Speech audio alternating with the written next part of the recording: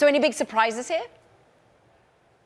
No, not exactly. A little faster, honestly, than I thought. If you remember when we chatted with Adam Mosseri in October, he kind of hinted that this was something they were looking toward. Here we are just 2 months later. They do have this app that they're debuting. The one thing I'll point out is that this is just for the Amazon Fire TV right now.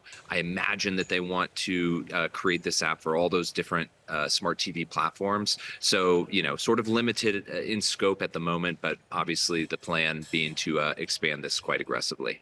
And you just think about how already YouTube has dominated so much of our attention span. And we're looking at TV. We're all thinking about Warner Brothers Discovery and what that means in terms of competition. But there's a lot of competition in terms of social media as well for our eyeballs and for our wallets, Kurt.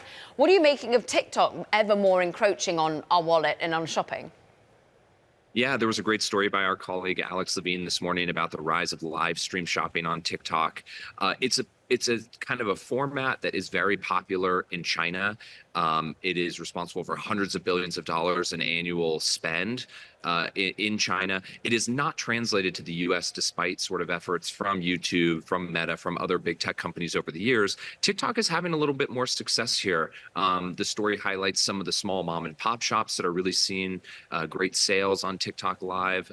Kim Kardashian just did a holiday special for her Skims company. So it feels like maybe TikTok is having a little bit of success where other larger tech companies have not. And I have to imagine that's just because people are so used to scrolling, so used to being entertained on that app that when you throw in sort of an entertaining infomercial, it doesn't feel so out of place to users. What's interesting, of course, TikTok was used by about half the country. There have been so much concern and anxiety by those dedicated users that TikTok was going to be kicked out of the United States. Have they been able to ramp up other parts of the business model as that anxiety seems to have dialed down? We're just getting extension after extension in terms of whether or not it'll be allowed to serve here.